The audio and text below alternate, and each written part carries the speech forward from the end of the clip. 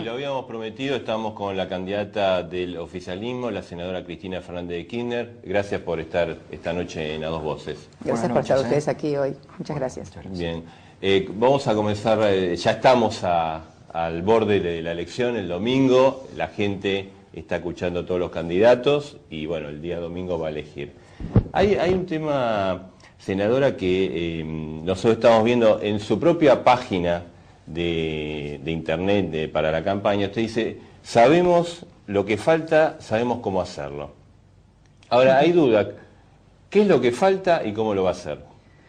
Bueno, me parece que para saber lo que falta es importante saber lo que se hizo, ¿no? Yo digo que a partir de mayo del 2003 se volvió a instalar la industrialización en el país, un modelo de industrialización, de generación de trabajo, generación de valor agregado, recuperación del empleo, recuperación de las jubilaciones, recuperación de la movilidad social ascendente en la República Argentina. ¿Qué hay que hacer con esto? Profundizarlo, darle institucionalidad. Esencialmente yo lo planteaba un poco en el discurso en La Plata de nuestra presentación, cuando hablaba de un país que era el país del péndulo, ¿no? Que según ganaba la elección uno iba para un lado, según ganaba la elección otro iba para otro lado. Creo que las últimas experiencias en esta materia han sido nefastas. Hemos transitado momentos muy difíciles, 2001, ustedes lo recuerdan, hemos charlado en muchas oportunidades, muchas frustraciones.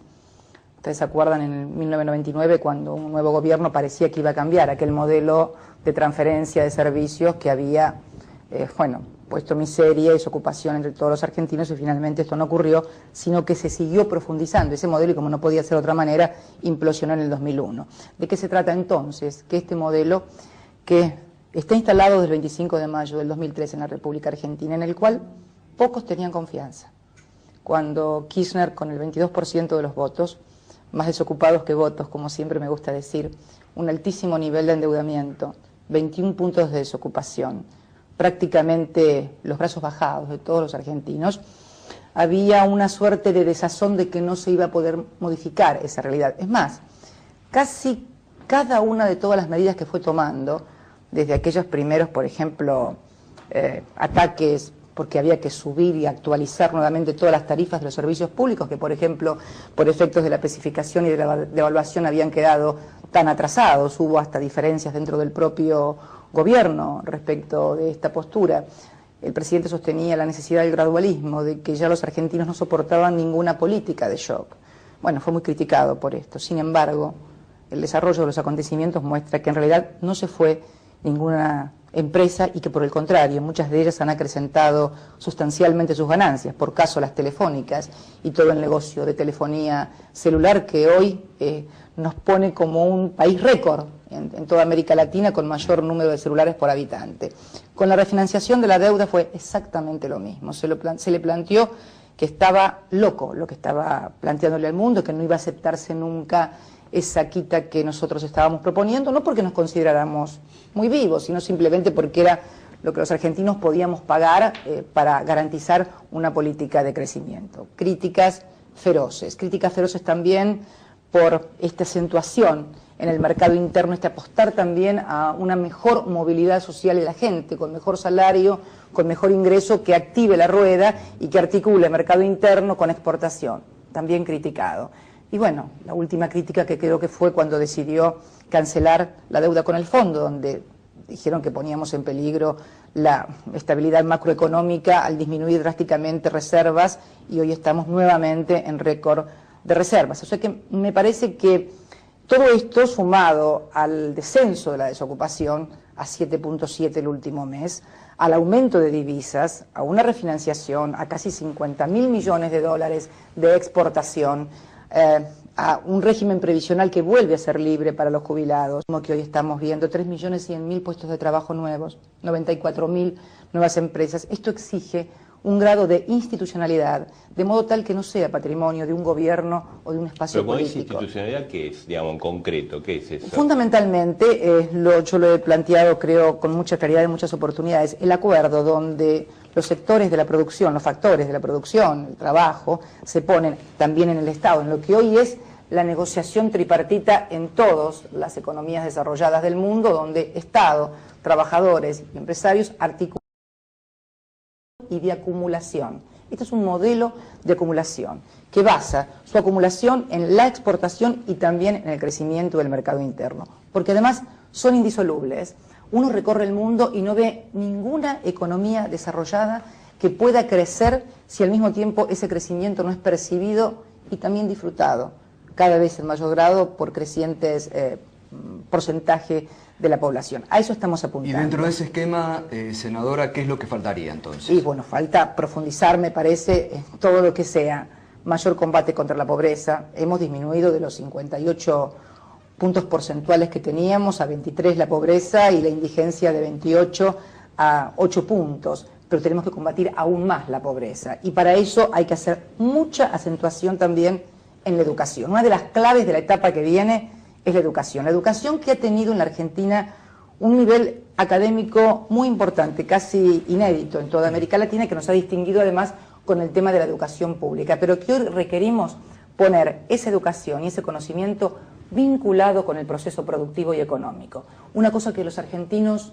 nunca hicimos, era como que iban por dos andariveles diferentes, la producción, la inversión y la investigación, el conocimiento, la educación por otra cosa. Bueno, habíamos cerrado las escuelas técnicas, un país que no preparaba operarios, un país que no preparaba obreros, por ejemplo. Las hemos puesto nuevamente en marcha y además hemos dispuesto que un 6% del Producto Bruto Interno sea aplicado a todo el financiamiento educativo. Necesitamos vincular educación, conocimiento e investigación para dar el salto competitivo. Les quiero contar algo que es mucho más ejemplificativo.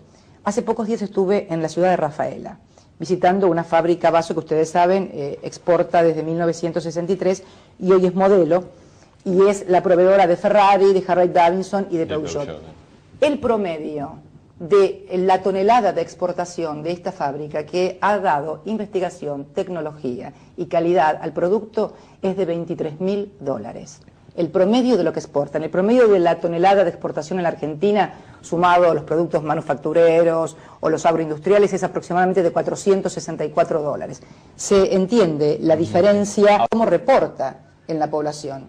La ciudad, que además tiene un promedio en general de $2.800 la tonelada de exportación, tiene el parque automotor más grande de la Argentina, 50.000 automóviles, ¿no?, por habitante.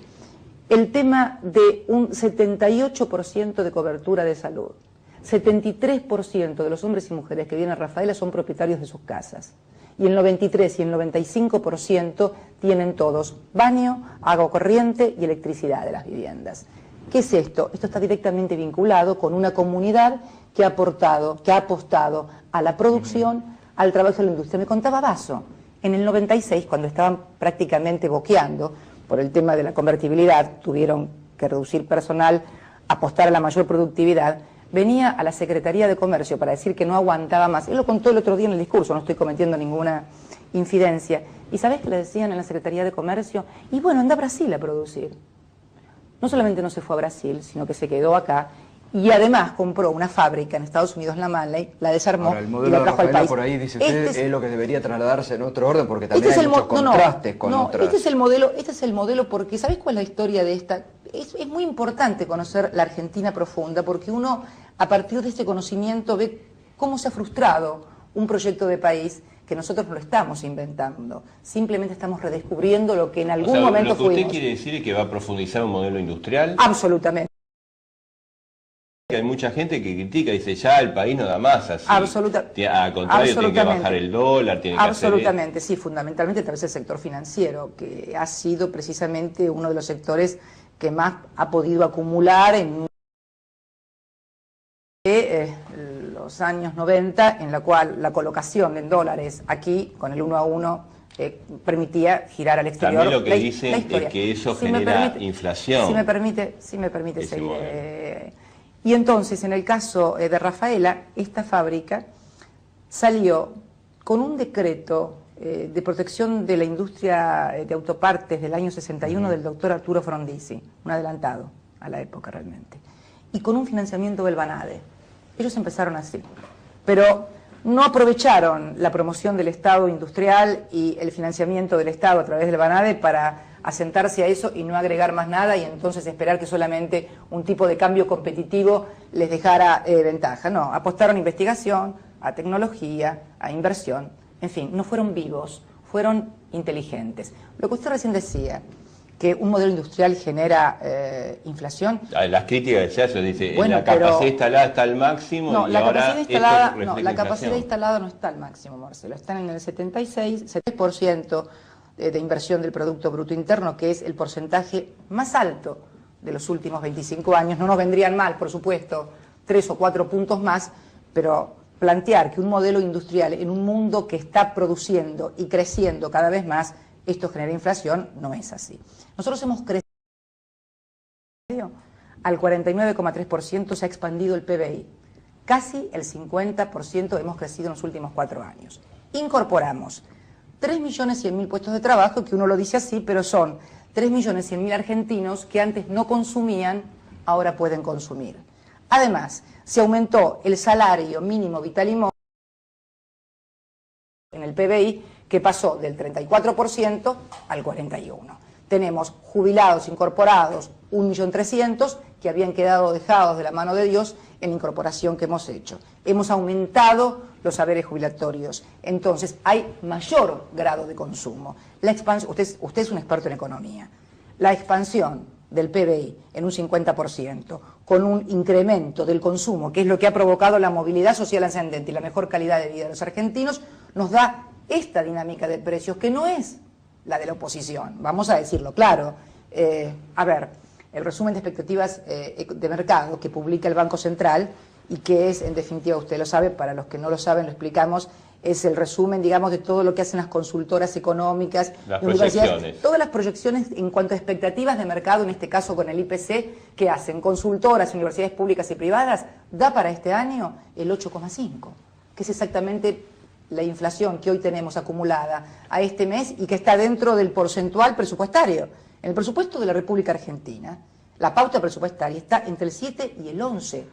Y además, si se me permite, el Fondo Monetario Internacional, no yo, nadie podrá pensar que el Fondo Monetario Internacional sea un organismo que aplauda nuestra política o a este gobierno. Se ha pronunciado que para el año que viene puede haber una inflación del 12%. Ahora, entonces, cuando uno escucha algunas cosas... Claro. Senadora, digo, en este aspecto usted debe haber escuchado. Hay muchos economistas privados, el ex ministro de Economía, Roberto Labaña, que dice que la inflación está en el 20%. Bueno, pero, a ver, si es por eso, también puedo decir que estamos en el 30 y el 40%. Me parece que lo importante es saber con qué instrumentos lógicos. Yo te estoy hablando del... No estoy hablando ni siquiera del INDEC. Te estoy hablando del Fondo Monetario Internacional. Te estoy hablando del resumen de expectativas de mercados que presenta el Banco Central.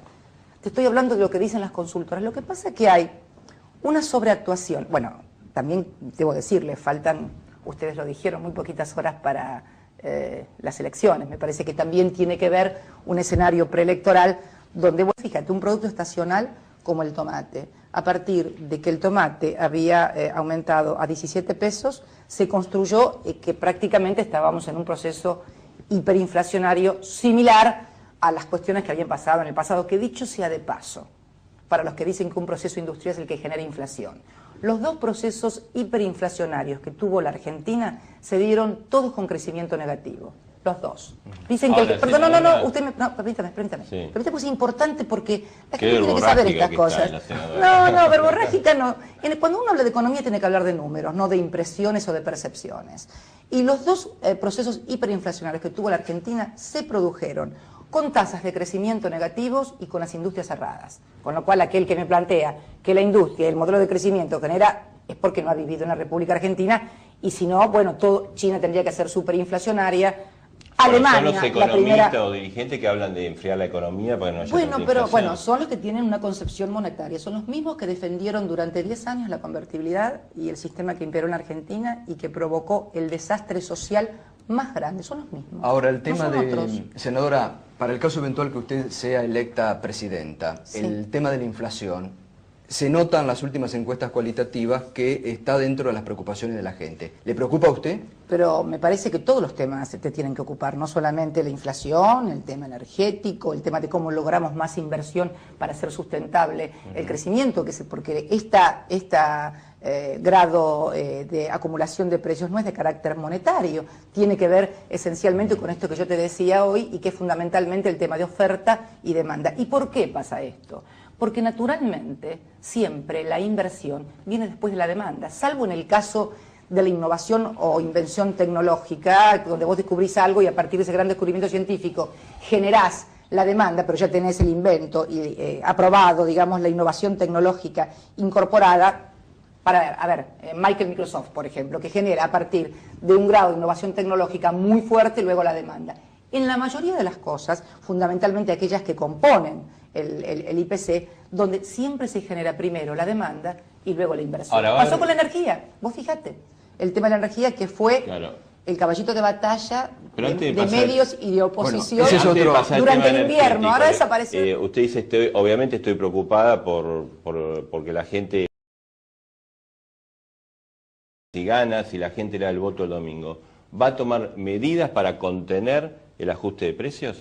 Vamos a ver lo que yo dije. Usted quiere ponerme en mi boca cosas que yo no he dicho. No, lo escuché. He dicho fundamentalmente que estamos no ante un problema que sea absolutamente, digamos, traumatizante. Desborde. No desborde, exactamente, porque están los números puntuales y concretos. Además, es un momento donde los tres ejes fundamentales en los cuales pueden producirse problemas, que es alineamiento de los precios críticos de la economía, una shock de aumentos que podrían darse a partir de una contienda social muy acelerada, que tampoco se ha dado, o sea, no se configura ni en las condiciones macroeconómicas, ni en las condiciones políticas un peligro de esa naturaleza. Porque me parece que lo que es importante es no sobreactuar los problemas, sino situarlos exactamente. Y les quiero hacer un ejercicio acá entre nosotros. Si las elecciones hubieran sido en lugar de octubre, en julio, el problema hubiera sido la energía. Si uno recorre la cartelera mediática y de la oposición, que es más o menos parecida, porque en definitiva me parece que es inclusive al revés. Los medios ponen la cartelera y la oposición a partir de allí ejercita discurso y argumento. Está bien.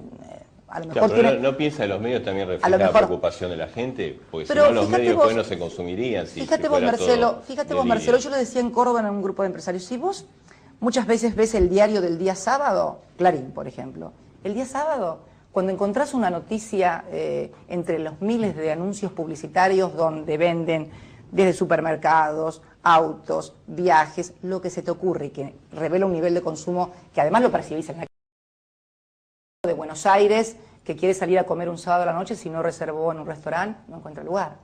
Y este nivel de consumo en shoppings, en lugares, en todo se puede percibir claramente. Entonces, yo te decía, si vos ves el relato que por allí hay en los medios de lo que ocurre, contrastando el propio diario por ahí que trae anuncios donde revela expectativas de consumo. Cuando una sociedad tiene expectativas de consumo, hay también expectativas de inversión. Porque esto es la otra cuestión, que yo siempre he diferido con los monetaristas, que siempre han tenido una concepción de que la economía es un fenómeno de ciencias exactas. Y yo considero que no, que es un fenómeno de ciencia social, en donde juegan las expectativas de los consumidores, las expectativas de los productores. Y entonces digo, si de repente el relato que nosotros hacemos de lo que nos acontece a los argentinos es un relato en donde todo parece andar mal y nada parece andar bien, me parece que sería tan inexacto como pretender decir que todo anda bien y no hay ningún problema. Senadora, para no irnos a un tema, usted habló del INDEC. En las últimas horas usted se refirió a que se está analizando un cambio en la forma de medición. ¿Cómo se va a instrumentar? ¿Se va a instrumentar ahora? ¿Lo piensa en caso eventual de que usted llegue a la presidencia de instrumentarlo usted? No, creo que... ¿Y en esto va a haber cambios también en el INDEC? Estamos, a ver, no me atrevería a hacer ningún tipo de que la voluntad popular puede expresarse el 28 a la tarde, a partir de las, ustedes saben que yo siempre digo, a partir de las 6 de la tarde se abren las urnas y los votos se cuentan de a uno. Pero sí, lo he dicho en una intervención que tuve ayer radial, en la cual comuniqué, más que comunicar lo que ya había salido también en muchísimos diarios, acerca de que se podía, y está viajando gente del INDEC a Estados Unidos para adoptar el sistema de medición del IPC de Estados Unidos. No para que se vaya a hacer el mismo modelo, me refiero a los mismos criterios en cuanto a estacionalidades, una cosa que yo recién les hablaba del tomate, por ejemplo, las estacionalidades las miden de forma diferente. El otro día leía con muy buen criterio, leía La Nación, un diario que es interesante leerlo siempre. Muy buen diario.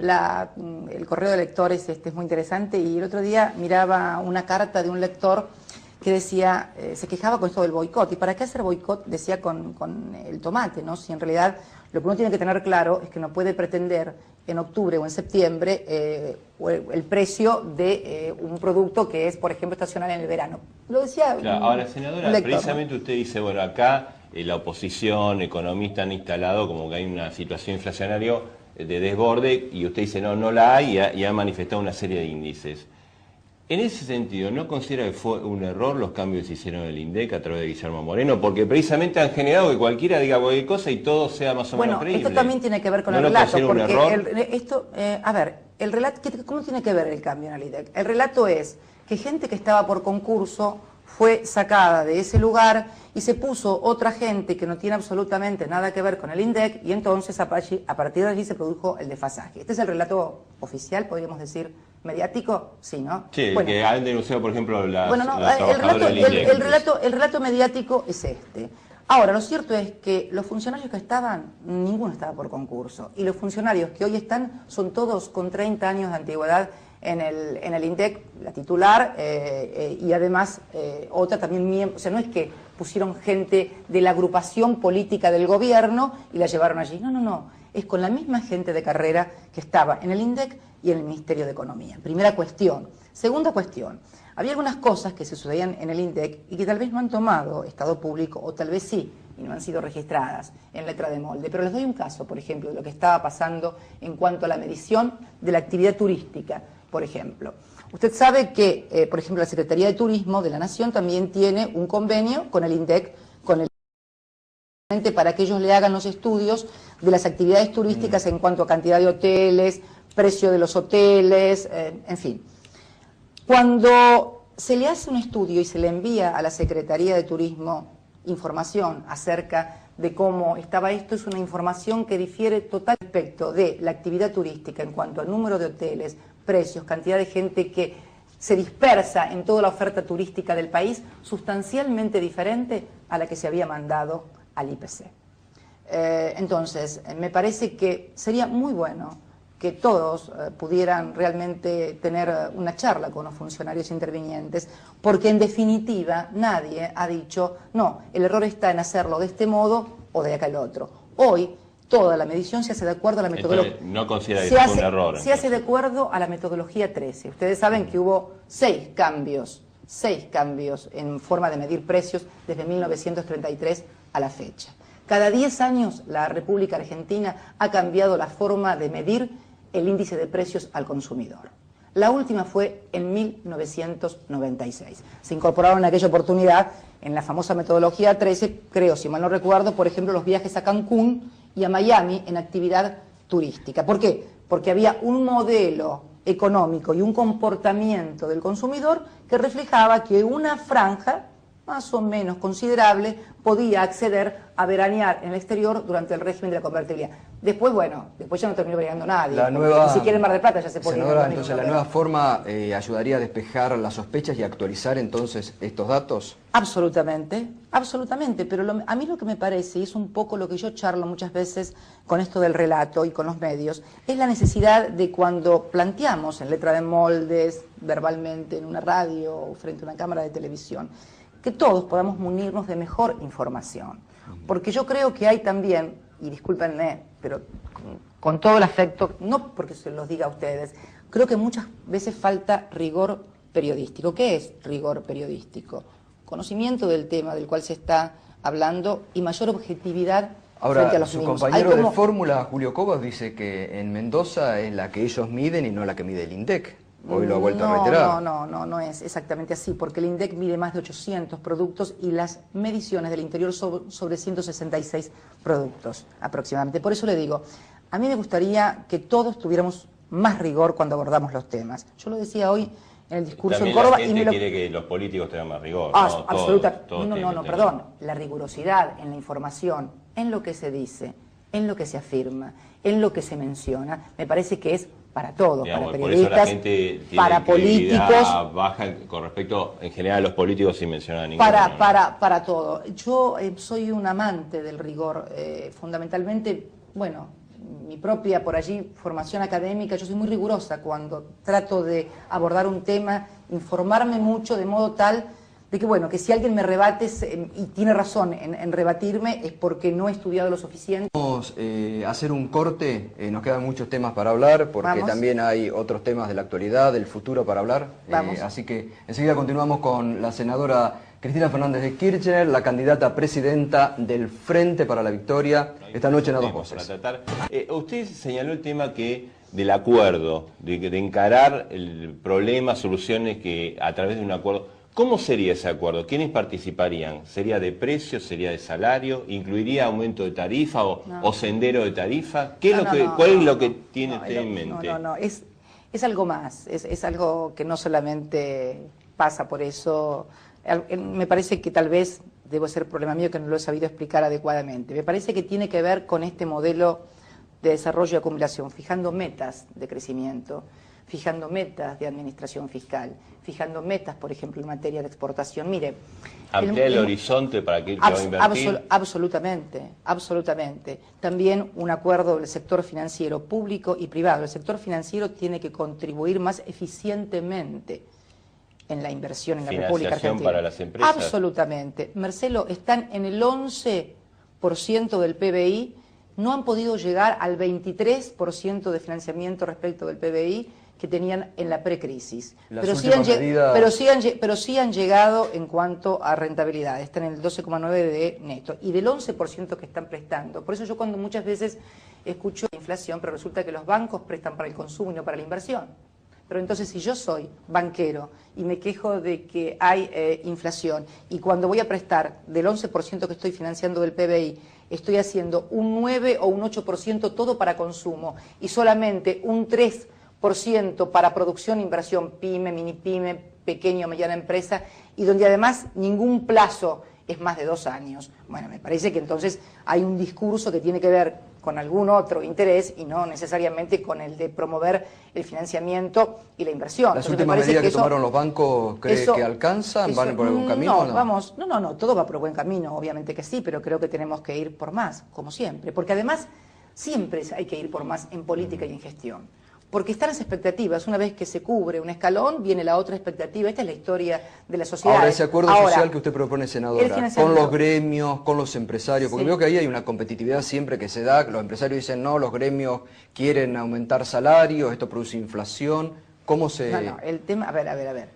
Los empresarios tienden siempre a decir que el salario produce inflación, ¿no? Yo no creo que esto sea así.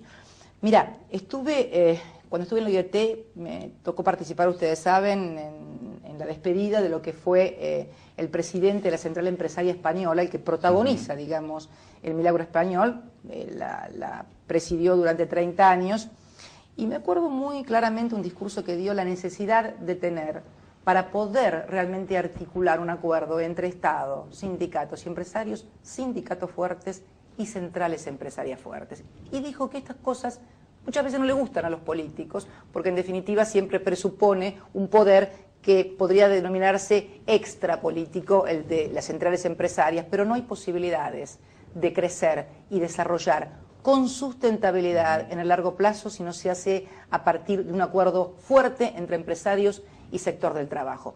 Esto no es solamente un invento desde la convicción ideológica peronista. No, esto es lo que se hizo en Alemania, esto es lo que se hizo en Austria, esto es lo que se hizo en España, en Italia. ¿Y esto es lo que haría usted si se electa? No, yo no, los argentinos, Marcelo, porque además, yo voy a ser presidenta, yo no soy empresaria, yo no soy dirigente sindical, yo no soy periodista, no soy empresa periodística. Modelo, nada menos que presidenta si la eligen, ¿no? Este modelo, sí, pero a ver, la presidenta no es la que decide la inversión, la presidenta no es la que decide el acuerdo. Bueno, muchas decisiones políticas influyen en la inversión. Por supuesto que sí, pero tenemos que terminar también con esa concepción donde uno es responsable de todo y el resto es responsable únicamente si hay ganancias. Me parece que el modelo nuevo en la Argentina es no esperar todo del Estado, sino esencialmente saber qué rol tiene cada uno de los factores que intervienen en un determinado proceso económico y social. Sindicatos, empresarios, empresas mediáticas. Yo, por ejemplo, fíjese, lo importante que es el rol. Estuve en California en el año 2005. California es la octava economía del mundo, en términos individuales.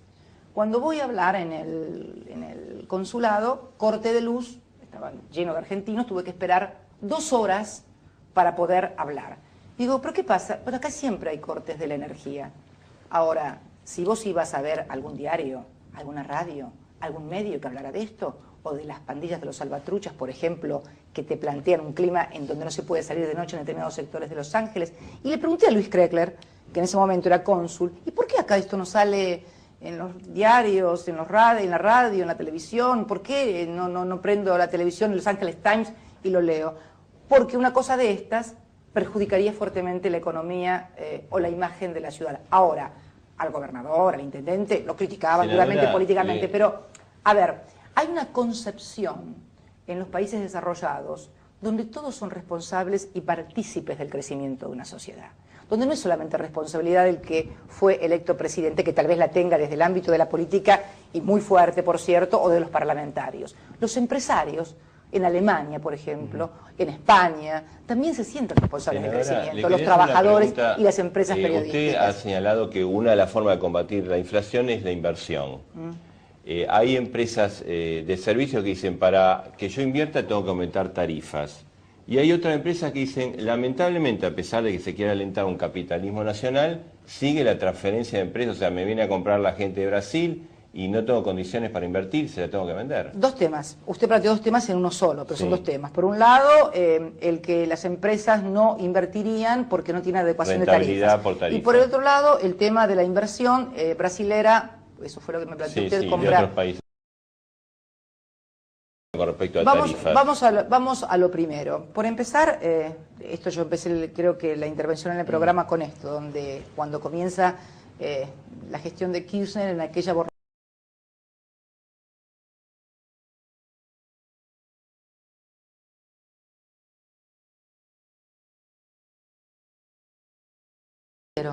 y me refiero al sector energético, como no creyeron en que íbamos a seguir creciendo, como además cada día se decía, ¿ustedes recuerdan la frase, esto es un veranito, el año que viene se cae, el año que viene pasa tal otra, porque vienen preanunciándonos que nos caemos desde el mismo día que Kirchner asumió?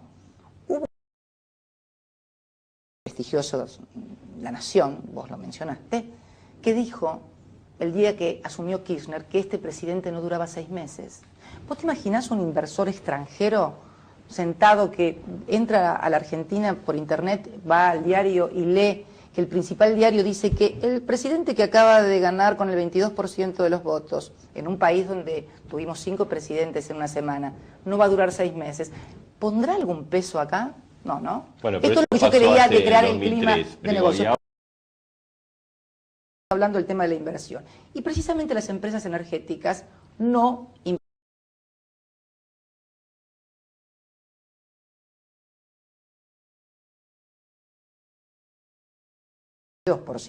Porque fue el Estado el que tuvo que hacer una fuerte inversión que no habían hecho las empresas. Ahora están invirtiendo porque saben que esto viene para quedarse, pero lo cierto es que el punto 1.2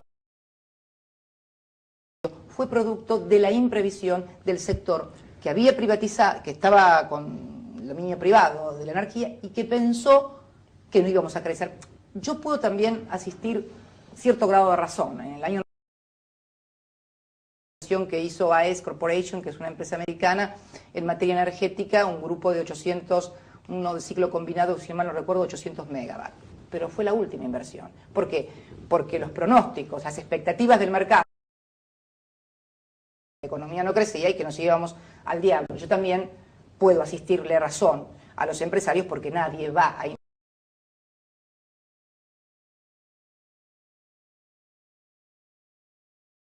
que hubo una no convicción, tenía durabilidad y sustentabilidad. Entonces, si se equivocaron tanto, con tantos pronósticos, y nosotros estábamos en lo cierto, con aciertos, errores, poquito de crédito para decir algunas cositas que estamos diciendo en cuanto a la necesidad de acordar y de que todos participemos virtuosamente, con la puja de intereses que siempre hay. Yo lo decía en varias reuniones empresarias, yo no les prometo el paraíso a nadie, el paraíso a los argentinos, y terminamos en el infierno. Yo lo que sí creo que tenemos que entender es que el conflicto de intereses, la puja por la distribución del ingreso, más cuando uno empieza... Senadora, y que no hay que asustarse con eso. Senadora, pasando a otro tema, que quedan varios. Ante la justicia, algunos presuntos hechos de corrupción. Skanska, la Bolsa Felisa Micheli y el famoso empresario venezolano Antonini Wilson. La oposición los ha denunciado, no se han hecho o el gobierno no ha tomado las medidas necesarias. Vamos a ver los tres casos que se producen. Nosotros tenemos 4 años y medio de gestión. Todos estos casos se producen en este último año donde hay elecciones en la República Argentina y donde la que hace la denuncia en el caso de Skanska es la AFIP o en el caso del venezolano es la aduana la que lo toma. Pero me parece que lo importante es la acción y la respuesta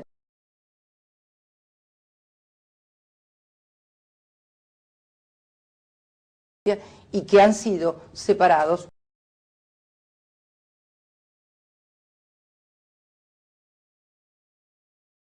Está procesado, pero ya no forman más. Otra Argentina donde prácticamente tenía que tener prisión de reclusión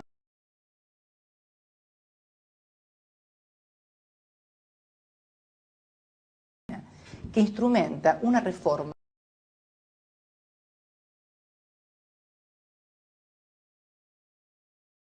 de cualquier argentino, como no había hecho ninguno otro antes.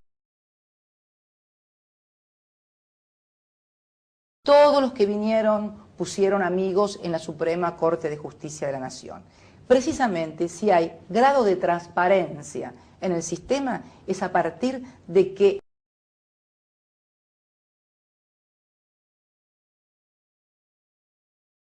la Corte conformada por un sistema novedosísimo. Hermes Wiener acaba de anunciar, creo en Santa Fe, que va a adoptar para Santa Fe el método del decreto 222 del Poder Ejecutivo Nacional. ¿Usted piensa que el gobierno actual actuó bien?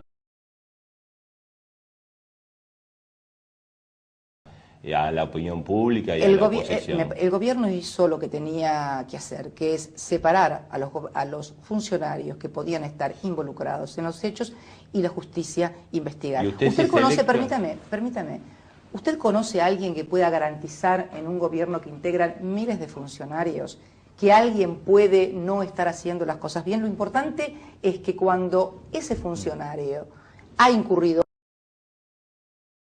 algo de o visos de irregularidad, ¿hay alguna otra forma de actuar que no sea la que se ha hecho? Yo no conozco ninguna otra. Ahora, he visto otras, horribles por cierto, pero no es la de este gobierno, senadora, sin lugar a dudas. Y el tema de la Corte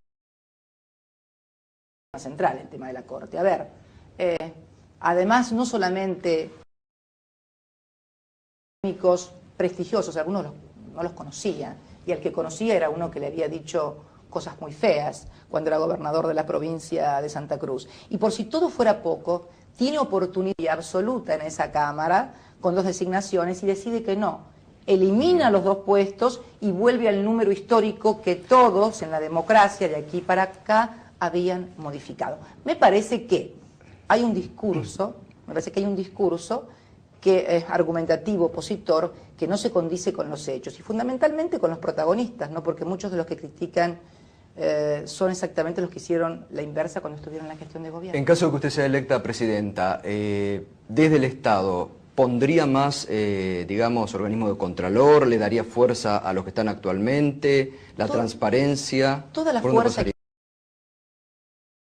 la Nación, todas las fiscalías y el gran controlador de los 2 poderes, no solamente del Poder Ejecutivo, sino también del Poder Legislativo, y en general el gran controlador de todos los intereses económicos que hay en juego, en pugna también, es el Poder Judicial, por lo menos desde Montesquieu para acá, el que garantiza el equilibrio, el que garantiza cuando se afecta el derecho, la libertad, ciudadanos es el Poder Judicial. ¿Va a impulsar reforma judicial?